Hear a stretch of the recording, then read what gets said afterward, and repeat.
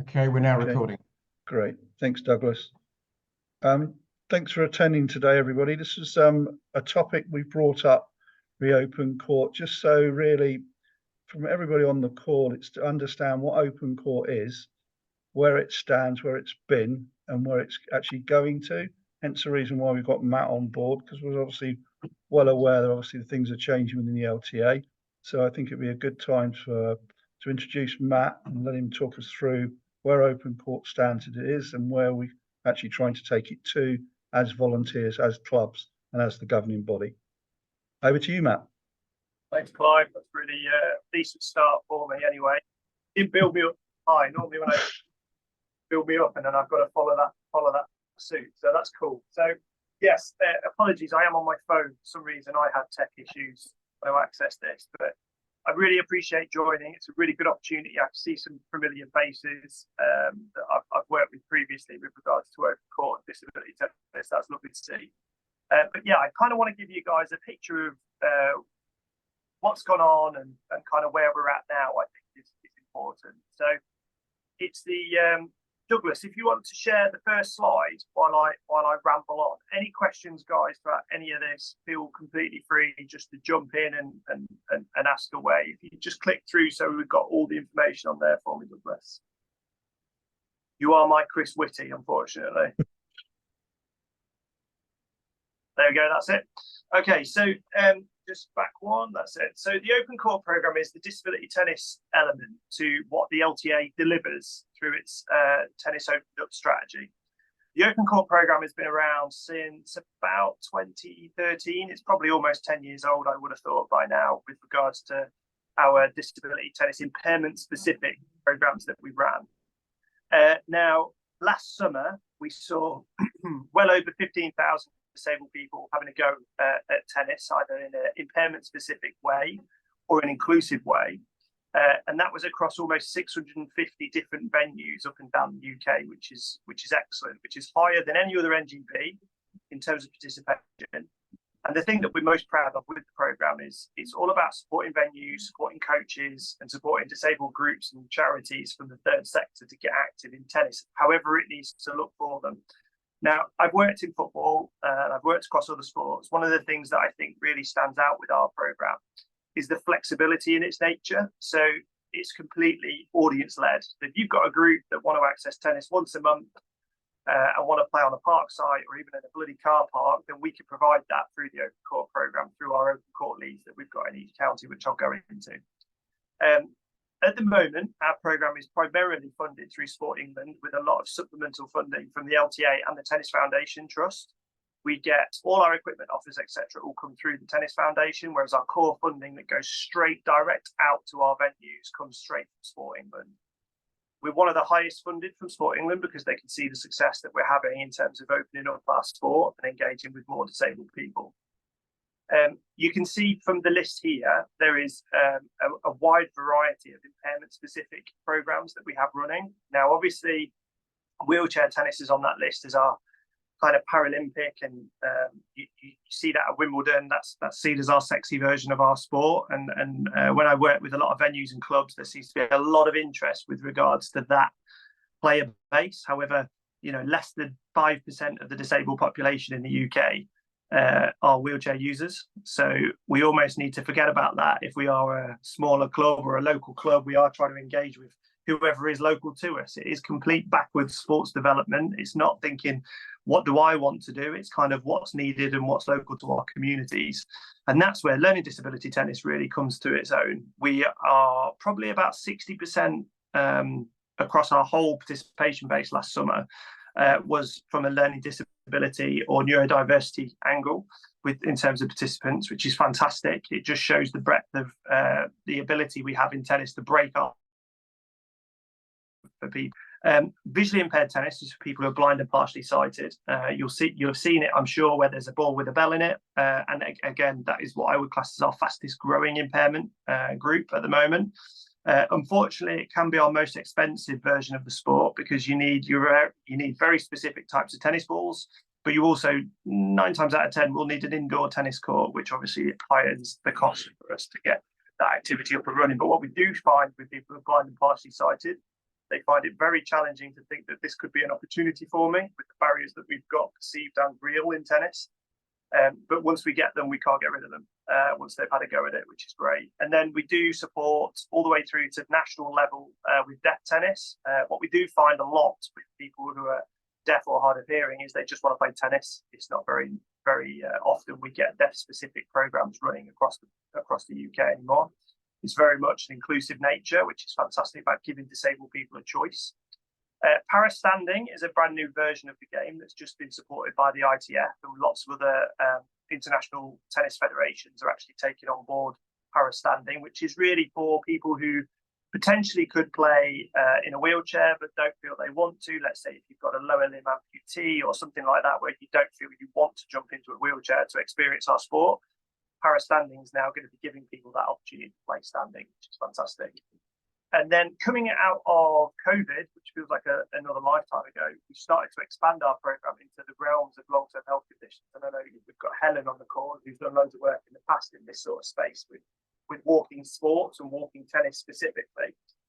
But we've got some brilliant partnerships in place moving forward where we can really help groups understand how we are linked in with local community groups. How do we design offers, again, built around our local community? So Parkinson's UK is a fantastic example of that, which I've listed there. But there's also Age UK, which builds into something where they've just been successful with a big tennis foundation grant, and there's going to be 8 brand new Age UK programs running in partnership with our clubs and open court leagues. But there's going to be opportunity for that to scale up and potentially get more and more local community Age UK groups into our local tennis clubs. So that's kind of like what we can do in terms of tennis and how do we break our sport down. But mainly for your guys' knowledge, it's kind of like, so who does it support and where does it go, I think is always the question I get. So we've kind of opened that realm over the past few years, not just looking at the traditional tennis areas of clubs and parks, etc. But we've really focused on, right, well, how do we take tennis into the community? And I'm working with a brilliant charity in Bradford called Sooner Sports. And Nilette there is helping us to take it into hard to reach communities where we're delivering programs, which again are designed around what they need. She's running a fantastic autistic friendly program where not only is she running tennis programs for those young people, but it's also then a support group set aside for the parents of, so they can have some downtime and some support just for them at the same time, which is brilliant. Obviously, the LTA has our schools initiative, LTA Youth, and we're trying our hardest to make sure that disability tennis is built into all of that around education from primary, secondary, all the way through to college and universities, building that landscape to make sure that tennis has got a position within it. Now, to me, there is so much more we can do in that space. We are doing very well with the traditional sense. We've got clubs on board, we've got venues on board. We've got a lot of coaches and a lot of great volunteers that are doing all the work, driving all the program, hiring the participation rates, which is brilliant. But we are on a journey, and 650 venues sounds brilliant, but there is a lot more we can do. There's a lot more space for us to fill with required funding from Sport England. We've got the resources to expand what we're doing. It's a case of now engaging and educating more people, which I hope this is kind of part of it. So then the next bit, if you just go to the next slide for me, Douglas, is around kind of, okay, so what support have we got around open court venues? Now, it's not really changed throughout the years with regards to how we deliver it and what support packages we have. Unfortunately, from a central resource standpoint, we are slightly limited, and it is only me overseeing the program nationally currently. So because of that, what we're trying to do is standardise our approach and our offer. And at the moment, we've got a small and a standard practice support tool available for people. So that's a small grant, which normally ranges from about £300 to £500, depending on factors like what sort of program you might be running, or what type of reach that you might have, or where you are in the country and the type of audience that you're trying to link into. We also have inclusive adaptive equipment bags, which you can see in the top image there with regards to how we can break the sport down for various impairments. We've got a really good tool to help people get started. A lot of the time with disability tennis, the big thing, or disability sport in general, if I'm honest, is fear of saying the wrong thing. I'm going to do the wrong thing and I'm not going to be able to provide the right opportunities for them. Now, the Open Your Doors workshop is a brilliant example of how you can break those barriers down by learning about terminology, by learning about what we should do and how we should offer it, and how a person-centered approach makes such a difference when it comes to the delivery of our disability tennis and inclusive offers. So again, really good tool, and there is a link for us to share at the end of these few slides. As soon as you become an open court venue, there is the opportunity for you to get support from your open court lead. Okay, so each one of those at the moment I'm hoping to get one across every county association, as well as Wales, Scotland in the future. We've got a few holes, so every county pretty much has one. We've got a few holes in Devon and Somerset currently, for example, where we are trying to recruit the right person to help us to drive that forward in partnership with the county association. I know we've got Alison on the call, where we've got Matt Hillman in Warwickshire, which is fantastic. He allows us to support programs kind of from a local level via the national support that we've got here. And then the bigger offer, the standard offer, is a little more in depth, where we've got the opportunity for either formal or informal mentoring through the open court lead, or maybe through a Pied Piper or a guru that's very experienced with regards to certain impairment groups that you might need support with. There is medium grants available there as well. That kind of goes from about £300 to £500, slightly higher, again, depending on the range of delivery that you're looking to achieve with that.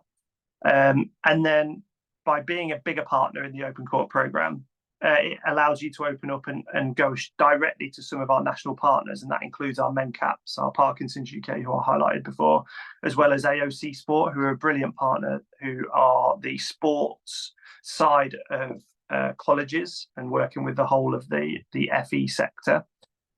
So really useful. Those packages of support have really, as I say, not changed over the years, but has enabled us to grow the sport and grow the opportunity quite vastly, which is brilliant. I'm always looking for new ways of working. There's always going to be opportunities for growth in this sort of space, and I'm hoping from today we may pick up a few extra venues, or at least a few extra advocates that understand what Open Court is and how we can potentially support moving forward. Next slide, please, Douglas. I promise you there's only 5, so you're not going to get bored of listening to me. So the next bit for you guys to understand is, again, not only do I want you guys to have that knowledge, but it'd be brilliant to know that you guys are going to take that on and almost be able to regurgitate this message to others. So you'll get these slides afterwards. I'll make sure Douglas shares it as widely as we can. Now, in terms of onboarding as an open court venue, what I would love you to be able to do is direct your communication straight to your open court lead. Your open court lead should be able to share with you an onboarding poster, okay, which is what we have on the next slide. I'm not going to go onto it yet. But as soon as you're interested, you can click on this poster. There's a QR code, and it takes you directly to an action plan where you can go through and see, okay, this is what I want to do. This is what I think I need. These are the support. These are the questions I may have. And that comes directly through to us at the LTA for us to identify you as a potential new venue, which is brilliant.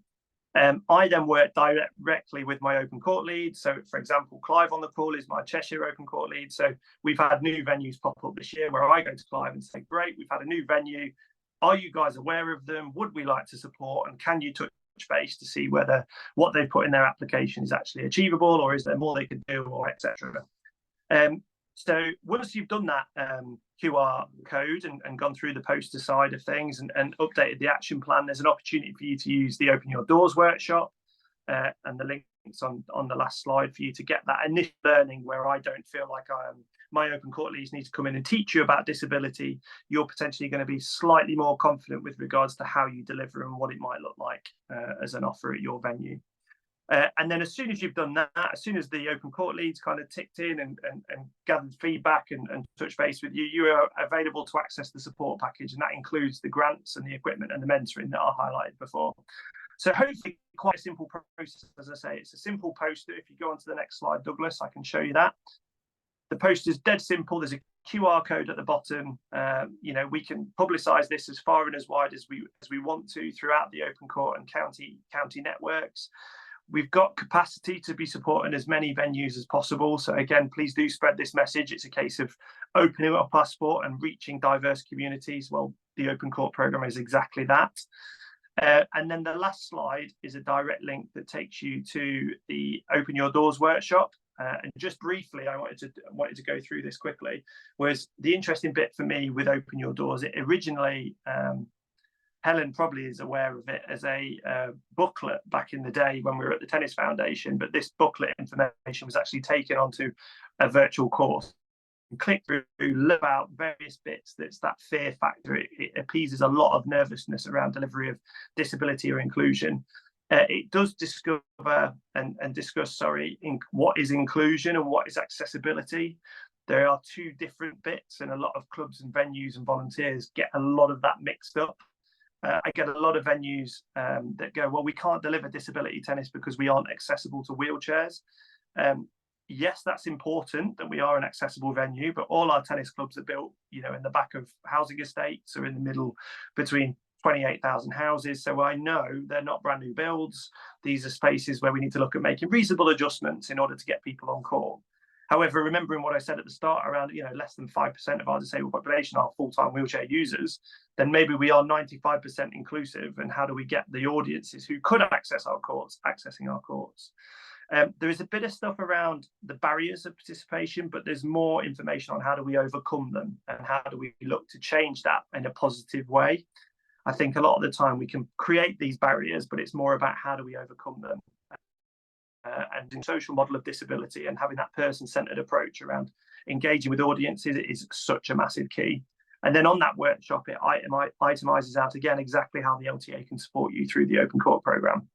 So I'll make sure those slides are shared. Douglas, if you just take that off there so I can just see everyone's face, just as I summarize that for me. If that's okay. Thank you. So there's a whole lot of opportunities, and there's a lot of information there that I've kind of just blurted at you with regards to Open Court and disability and inclusion. But it really is something that I've seen so many clubs take on board, so many clubs understand that actually we can do this and what does it need to look like. They design it with their local audiences. But there is a number of different angles to which we do discuss this with clubs. So a lot of the time it's around who is your local communities, which is great. And that's kind of those venues that are looking to open up. There are also venues that are going, right, well, we're dead in the daytime. Our courts are pretty quiet. How do we open up our courts in the daytime? Well, a lot of the audiences we're talking about may actually be able to access in the daytime. And in order to do that, it's about, as I say, engaging with those people that might be local to you. The other myth that we're trying to dispel around disability inclusion is it's not free. We don't expect venues to run things for free. It's about how do we engage with those audiences, communicate with those audiences in order to understand what would be an appropriate fee for us to provide tennis. Tennis isn't football for goalposts. It's not, put your jumpers down and we can play wherever. We do need a court of some degree. We do need some sort of expertise. We do need equipment. So unfortunately, there is a slight cost to it. But what we do find through our research is disabled people want to pay. They want some value to be added to it. One, so that they know it's going to be a quality experience for you to come along to. But also, if it's a bit crap, we can tell you because we've taken some ownership on it. And it's the same. We expect this level because we're charging for it. I always use the example with that. My park in my village in Sheffield, they always do like a fun day in the summer where there's blow-ups and all that sort of stuff for the kids. Now, you take them once for free, but you wouldn't ever think I'll go every week because it'll be really good. You wouldn't. You'd think making sure we fed some sort of value to our program, and I think predominantly we are seeing that work across the board with venues and coaches. And then the other thing I did want to touch on just quickly was, as coaches, we do a very poor job at the LTA. I'm not just going to leave that sentence there. I will go on. With coaches with regard to identifying that disability and inclusion and working with audiences in this space could actually be a way of you creating a career, creating a job out of it. I've got a great guy in Chesterfield in Derbyshire, and he's now just come away from a tennis club because he's now just working on his own, going out to local disabled community groups to provide tennis. Gets paid to do it. What he loves is he's now not finishing at 9 o'clock on a Tuesday, Wednesday, Thursday, delivering mini sessions to children. Now doing what he wants at a time where he wants to do it, being paid to do it. a good quality service. So yeah, I kind of wanted to dispel a few myths today. I wanted to provide this information and get hopefully as much information into you guys as possible, and then open it out for you guys to have the opportunity to ask any questions or shoot me down at the same time. It's up to you. Matt, thanks very much indeed. It's always very, very informative. Has anybody got any questions for Matt?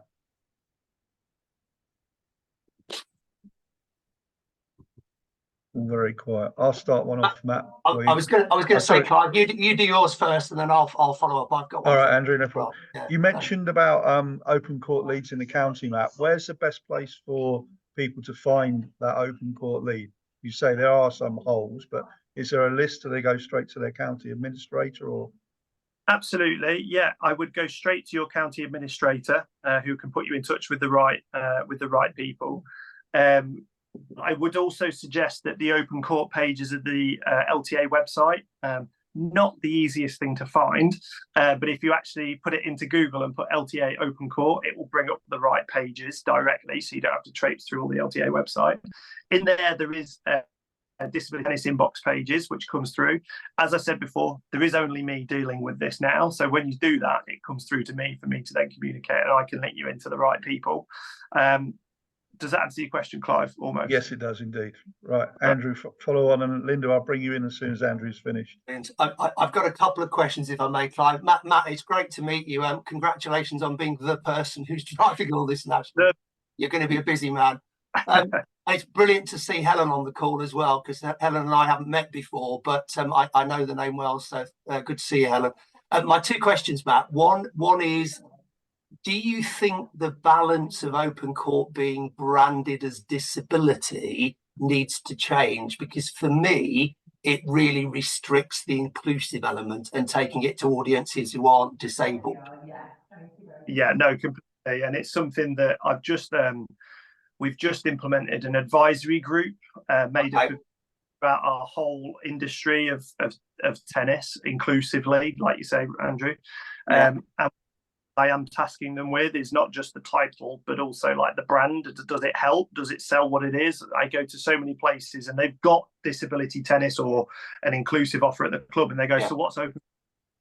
And it doesn't quite match at the moment. So there is a piece of work there. I think definitely from an outside standpoint, if you call it open court disability tennis, we don't need to be using that language when we're talking to audiences outside. Really, it's just tennis. Doesn't matter who we're talking to. It's just the internal mechanisms then, Andrew, with regards to how you get the support comes through the open court program. But for the dementia group or the university of the third age that you might be linking with, who've got long-term health conditions, or we've got a diabetes program, those guys couldn't care less where the support's come from. That's mainly for a mechanism from the club back to us as the LTA for us to shout about it. I think I think, yes, absolutely, the language needs to stop at a certain area. But the other thing I was going to say with regards to that is we need to fight this myth of sometimes the wording and terminology and all that sort of stuff. Really, it is just tennis. Okay, but as much as we're doing from an inclusive standpoint, whether that be inclusively, we've got children with SEN needs that might be in our, LTA Youth Mini Red sessions or whatever else, LTA Youth Go sessions. If we've got them in there, you're already being inclusive. They probably just don't know it. And most venues are being inclusive without being aware of it, because they've got older people who've got long-term health conditions that are in their club. They're just not thinking about maybe diversifying what sort of offer we offer out there. But the more important bit for me is I need as much information to come out of our venues back to us at the LTA, because if we're ever going to do more in this space, and as you say, Andrew, the person to be the person is challenging. But if we're ever going to expand and grow and scale what we want, I need all the stories coming back from the venue so we can shout about it to Sport England, because every bit of money we get from Sport England doesn't go into wages or anything like that. Every drop of money comes out and goes into the open court program. But for the last 8 years, we've been given the same amount of money every year. So if I can sell that we've got more and people are doing more and people understand it better, I'll be able to get more resources out there for you. So that makes a load of sense, Matt. And I think, open court's done some amazing stuff. For me, it's about saying, I think the inclusive bit's really powerful, because if you say, hey, we've got Open Court, which is all about inclusive tennis, then it can play out to disability, it can play out to mental health, it can play out in all sorts of ways. It becomes much more inclusive just by calling it inclusive. Some of the best stories I hear, we're very lucky in Oxfordshire. We've got a great Open Court lead, Sue Auger.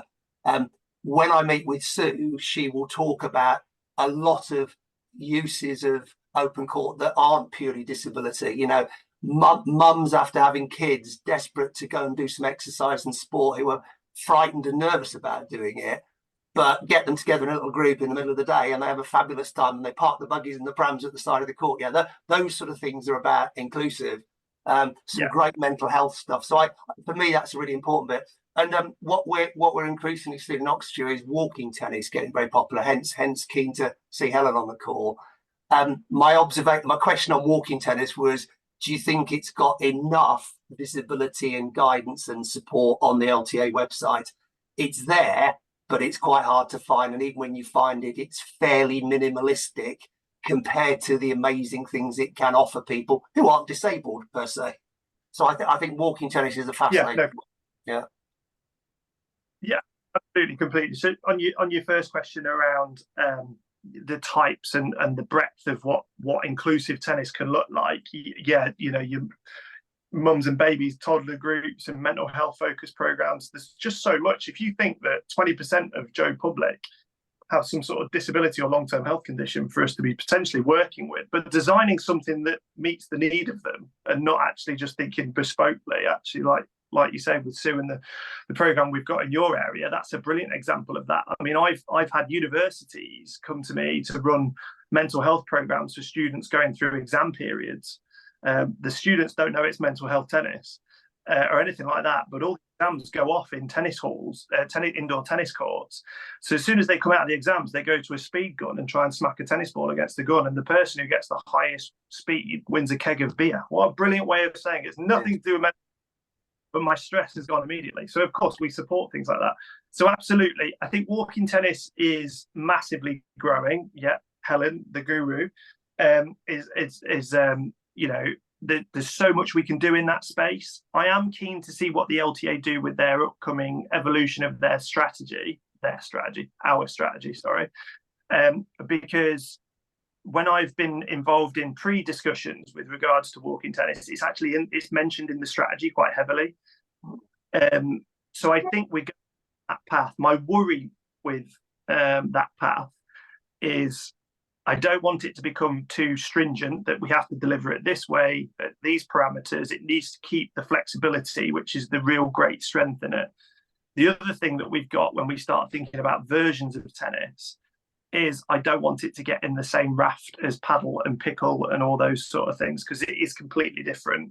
So at the moment, there's a bit of a battle internally with regards to who and where does it sit. Obviously, the Open Court program sees huge amounts of walking tennis being developed, but there's absolutely no reason every club could be doing some sort of walking tennis offer to meet the need. I've seen clubs do it for introduction to tennis sessions. You know, people that join the club start with walking tennis so we can see what level of tennis play you're at, know what sort of membership would be right for you, and then we can support you into the club. But then, as you say, we've got, you know, dementia cafes that are using walking tennis to use our tennis facilities, and so there's definitely a need for it. We're just developing a one-pager that the LTA, and I say I'm developing a one-pager because we see a lot of volunteers running walking tennis, and we get lots of questions from volunteers and clubs saying, are we insured to do this? So I've tried to create a one-pager that answers all the stupid questions that come in that actually somebody needs to be able to pick up and understand. So I hope that Andrew, will be the first step to just getting the communication going. But as I say, at the moment, I feel like it's a bit unclear with regards to where does it fit and who does it sit under. Yeah, Matt, that's brilliant. And listen, I've seen some of the work you're doing on that one pager. That will be super helpful. So I've taken up enough time. Thank you so much. That was really Thanks, good. Andrew. Linda, do you want to come in? Yeah, sorry, I've got a few questions. Thank you. That's all right. Carry on. But thank you to Matt, because I've got various roles, but I organise the inclusive tennis at Highgate. So we've been doing that for quite a few years, but I didn't actually realise we had an OC at Leeds who I could actually ask. So that's great. But And it's great to see Helen, because thank you, Matt, it's just given us a grant to do walking tennis and an equipment bag. So we'll start in June. But a couple of queries on the LTA side, it doesn't actually mention, I think Helen, in your talk, you talked about using orange balls. Well, yes. Yeah, but it doesn't actually mention balls on the LTA sheet I had. No. So that would be quite useful. Also serving, I think you mentioned 2 bounces to so it's softer with it. Has the second bounce has to land in the court? Yes. Is that right? But again, it doesn't mention that Oh, on the LTA sheet yeah. I've got. Yeah. So It will. Yeah, thank you. I've got a list of the rules, very clear, very clear. So again, we're starting with a coach, and depending how it go, we might move to more a social session rather than a coach-led session. But it's great to have that grant to start it off. Great. With And a coach I think with walking tennis as well, and Helen, you know, I'm sure you'll agree, like, yes, we have like a set of rules that we would like you to play to, but if you have people who are more ambulant and one bounce is fine, then great. Just it's all about adaptation, adjustment. I've seen a tennis program that was delivered in Hereford and Worcestershire where there was 3 players standing at the back of the court walking, and there was 3 players on the service line on the middle of the court on chairs who aren't mobile, right? And they were playing with a ball, and they were allowed to volley it as it came past them. But if they couldn't, they had 3 players walking at the foot, and the game literally never stopped. It was brilliant. But the rules didn't fit what we would look at as the rules, which is why I want to be very careful with the LTA bringing it under oh, it has to be like this, and it has to be on a Saturday. All these that will sometimes come. It's about the audience, Linda, and making sure it fits. But it's just good to have a basic how to start, and certainly one of our wheelchair members, she's very keen to have a go because we do 2 bounces with her anyway. The other thing was I was saying about I organised the volunteers for blind tennis, for Metro blind tennis, but we ought to have it at Highgate. But it's actually now becoming an issue because we've got so many. I've got 11 players tomorrow. Wow. We used to average 5 or 6. And I've got 1 new player, but it's becoming an issue because we've only got 3 courts. So we've now got so many, they can never play singles, which is becoming an issue because they all compete. You know, we've got Naki, who's world champion, and he started with a beginner with us. And now it's amazing to see. But because of the popularity, and it already costs a lot because it's 3 courts for 2 hours indoor. So it's great to have so many, but now we've got that worry that the association, they can't play singles. But my main query was on the open court. At the moment, so as I say, I started off the inclusive tennis at Highgate, but we've grown now and actually have a committee. But we now obviously include disability, gender, ethnicity, and we're doing quite a lot with low-income families. Well. So will open court expand to include all those sections, or will it stay just disability? Good question. And I'm all for being as flexible as possible with regards to however many people we can support. I think from my side, gender and ethnicity and low-income families, we do have the serves program, which potentially could link in with work with the lower socioeconomic groups. Maybe that could potentially come in to support you.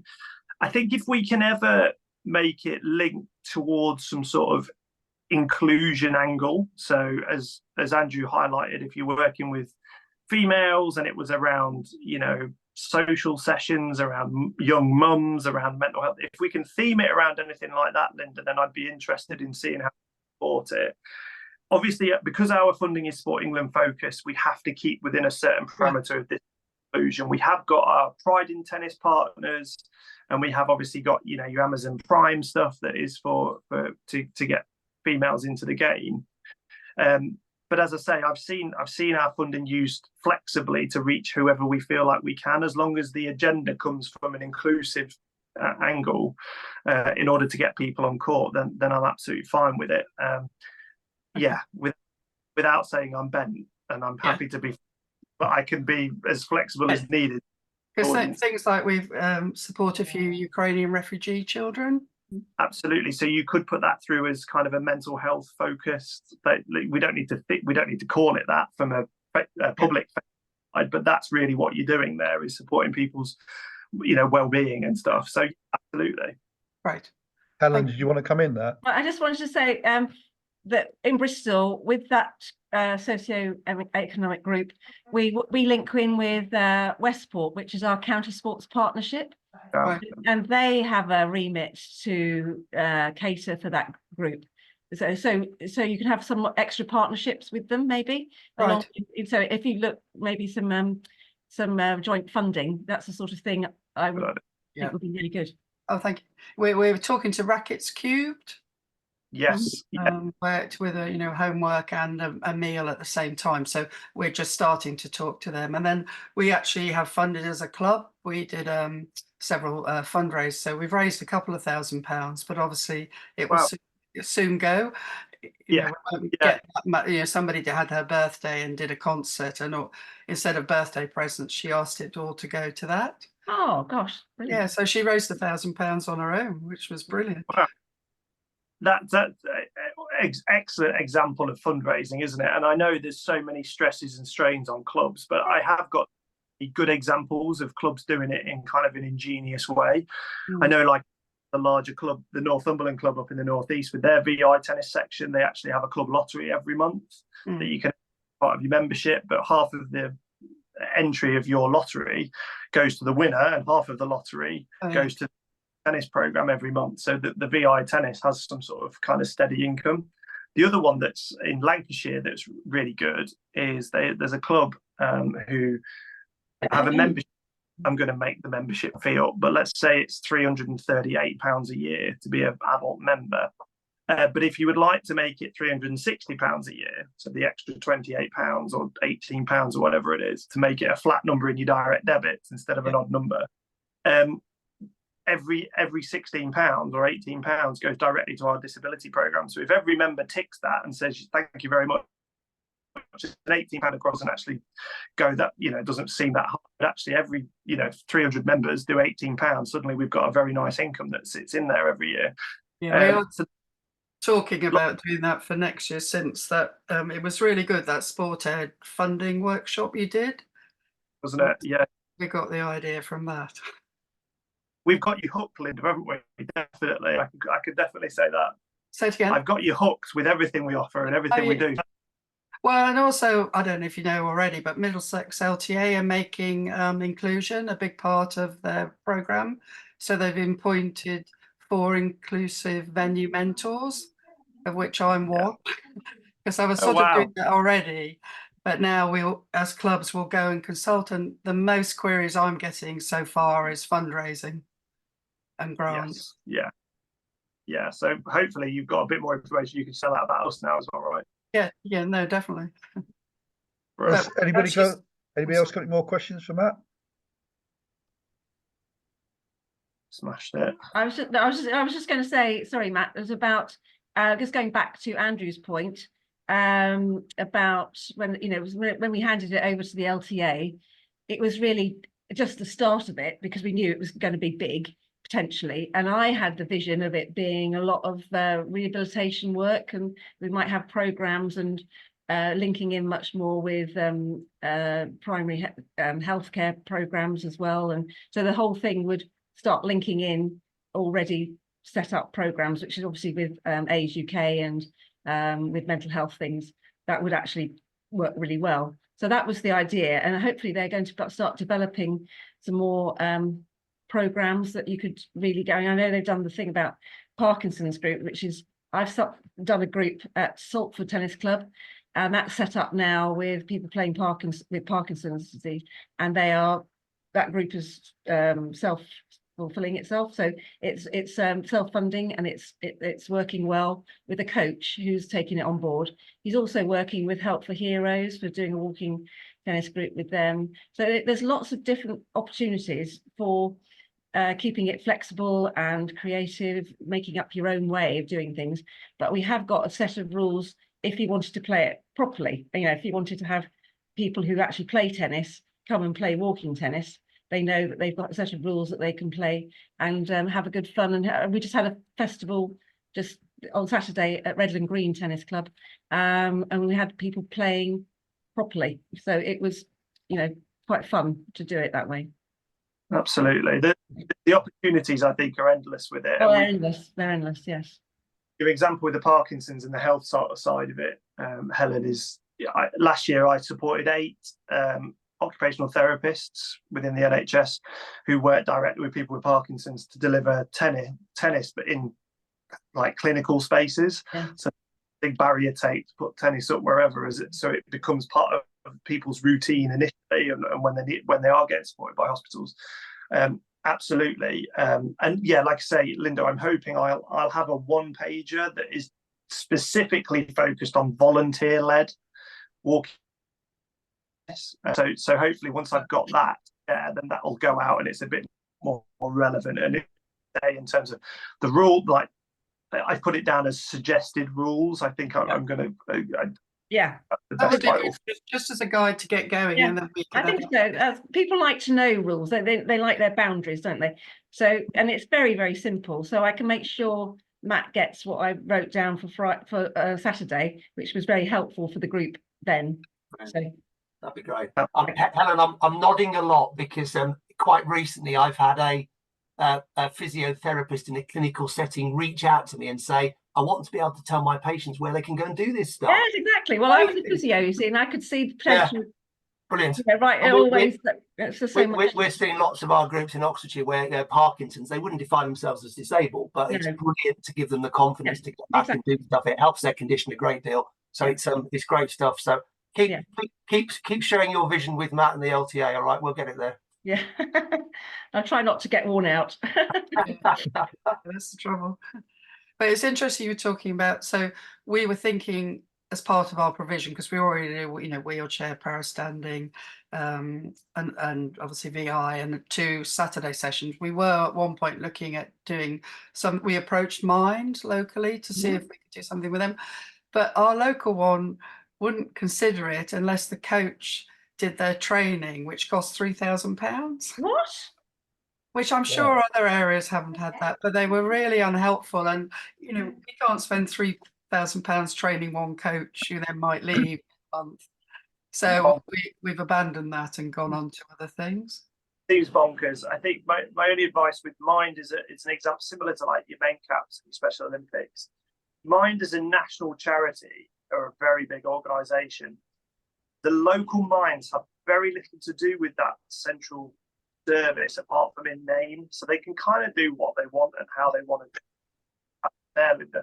There is a first aid for sport mental health course, which is what by Mind, that is all that's required for any sort of career. But it's just that they won't help us then, you know, feed in participants. I know Barnet didn't have to do that, but Haringey, obviously that's what they were insisting. So, you know, we moved on to other things for the time. Yeah. It's interesting, Linda, because we've had our local Age UK reach out to us in Oxfordshire, and they've been brilliant in terms of local knowledge, local expertise. Yeah, they work within the national framework, but just building that relationship with a local organisation has been really helpful. You know, they've got all sorts of data that we didn't have access to before.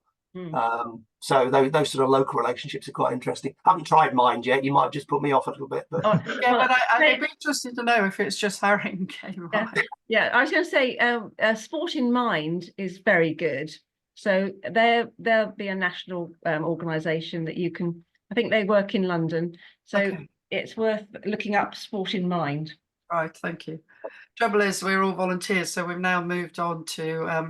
Exactly. I know. They've sort of missed their chance, really. Well, anything like that sort of, Linda, moving forward is I'd go straight to your Open Court lead, say where can I advertise this, and if they don't know, they'll come to me and I'll get you the answer anyway. So brilliant. Free to ask the question. Yeah, I'll follow that through, because one of the 10 and under session on a Saturday, there are a couple of places, and when we started it, I just used to say, well, in the old days with a leaflet, went to the local schools, but now a lot of them won't pass on to their SEN kids without charging. I think one primary school wanted to charge us £100. So, Wow. you know, it's such a shame because they're, you know, it's not like we're selling anything. You know, it just seems a bit short-sighted, but I guess You're not selling us to move to London, Linda, don't worry. no. Oh no, it's lovely. And what you were saying, I think over the two ages, there's 11 children registered, and it means so much to them and the parents, you know, have a coffee. And I've seen some of those children who just didn't mix and didn't talk, and they've been coming for a few years, and they're now all great friends. One of them, who was one of our first pupils, I'll send you the story, Matt, if you want, but he now is doing para-standing tennis. So he got to play, and Adam Hills plays at our club. So the two of them went to the National Tennis Centre and they played with Andy Murray. Oh, wow. And this little lad just, you know, if you see the pictures, it's fantastic. So there is a positive to living in London, Linda. That's what Yeah, I'm from Stoke and my husband's from Yorkshire, and we both like it. I think, Matt, that story that Linda's got will be really good. Yeah, I'll send you that. On the other groups. Because it started because of coming to the inclusive session probably 8 years ago, something like that. Thanks, Lynn. Guys, anybody got any more questions for Matt or Helen, as we have expertise on the call? Well, look, guys, I think first of all, thanks very much for attending. Hopefully everybody's found this useful. We will obviously share Matt's slides. I think we can probably stop the recording now, Douglas.